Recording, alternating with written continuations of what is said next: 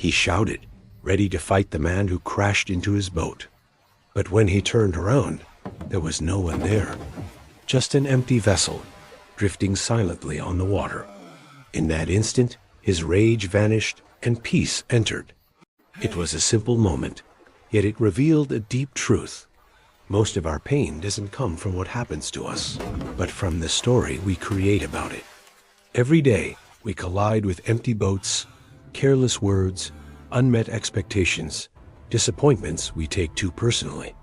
We fill them with blame, anger, and meaning that was never there. But if we could see the emptiness, if we could meet life without accusation, we might finally discover peace in the middle of chaos. We live in a world filled with collisions. Some are visible, but most are invisible. A careless comment, a cold glance, a promise broken, a delay that ruins our plans. Each small moment strikes us, and we react without thinking. The rush of emotion takes over. We feel wronged, misunderstood, attacked. But like the man in the boat, we rarely pause long enough to see the truth. Maybe the other vessel was empty all along. Every morning begins with a list. Things to do, things to fix, things to fear. You wake up already chasing, already behind. The mind runs faster than the body, and peace feels like a luxury you can't afford. The world tells you to keep moving, to be more, to earn your worth. You sit in traffic with your jaw clenched, answering messages between breaths, pretending to be fine while something inside quietly breaks. You tell yourself, once this week ends, I'll rest, but that week never ends. The more you chase, the further peace drifts away. The Buddha taught, the mind is everything. What you think, you become. When you stop running for a moment and simply breathe, you notice that life continues without your control. The world still turns, even when you don't push it. One slow breath becomes a quiet rebellion against chaos. In that stillness, you begin to see. You are not the storm. You are the sky behind it. Someone cuts you off, someone insults you, and instantly the fire rises. Anger feels righteous, even cleansing, until it consumes you. Hours later, you're still replaying the moment, arguing in your head with someone who isn't there. You think you're fighting them, but you're really fighting yourself. The Buddha compared anger to holding a hot coal with the intent to throw it, yet you are the one who burns. When you realize the boat that hit you is empty, anger loses its fuel. Perhaps the driver was tired, lost, hurting in ways you can't see. Maybe they weren't trying to harm you at all. Compassion doesn't make you weak. It makes you free. You stop taking life so personally, and the fire inside you turns into light. Then comes the quiet loneliness of comparison. You scroll through endless images of perfect lives, perfect faces, perfect happiness. Every smile feels like a mirror, reflecting what you don't have.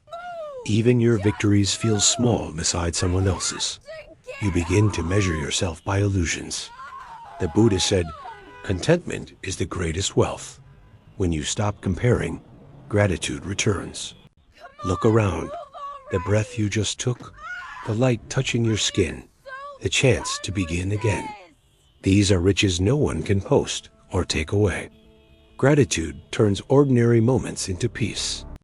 In love and friendship too, we collide. We expect others to heal our emptiness, to read our minds, to love without failing. But love built on expectation easily breaks. You felt it, the sting of being misunderstood, the hurt when someone forgets your need. You pull away, silently carrying resentment, telling yourself it's their fault. Yet true love, as the Buddha taught, is metta, a wish for all beings to be happy, even those who cannot give you what you want. When you love without demand, connection flows again. You stop rowing against the current and begin to move with it. Still, we keep trying to control life, to bend it to our plans. We organize, predict, and prepare, but life laughs softly. A job disappears. A dream collapses. Someone we love leaves. We tighten our grip, terrified to lose what we know. Yet the harder we hold, the more everything slips away. The Buddha's teaching of impermanence is not a sentence of despair. It's liberation. Everything changes. Pain, joy, people, even the self you think you are. When you accept this truth, fear turns into flow. You stop fighting the river and learn to move with it. Letting go is not giving up. It's trusting that life knows the way better than you do. And sometimes the enemy isn't out there. It's inside. The voice that whispers you're not enough, that you've failed too often to begin again. You apologize too much, forgive too little, and carry guilt like a stone in your chest. The Buddha taught that compassion begins with the self. Place your hand over your heart and whisper, "May I be kind to myself." It may feel strange at first, but kindness is the only cure for the mind's cruelty. When you forgive yourself, you stop demanding perfection. You understand that mistakes are not chains. They are lessons. All these teachings, mindfulness, compassion, acceptance, lead back to one simple truth. The boat was always empty. The people who hurt you were acting from their own pain. The chaos you blame on the world often begins in your own reaction. When you see this clearly, judgment fades.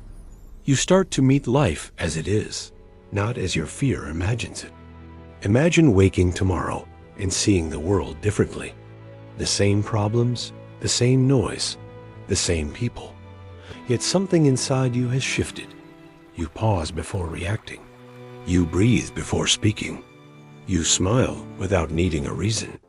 You realize that peace was never hiding in some perfect future. It was waiting here, beneath your assumptions, inside your awareness. So the next time anger or worry strikes, remember the empty boat. Don't fill it with stories. Don't hand it names or blame. Just breathe. Let the current move through you without dragging you under. Close your eyes for a moment. Inhale deeply. Exhale slowly. That feeling, that brief stillness, is the lesson itself. You didn't have to earn it. You only had to stop fighting. True freedom isn't when the world changes. It's when you stop letting the world change your heart.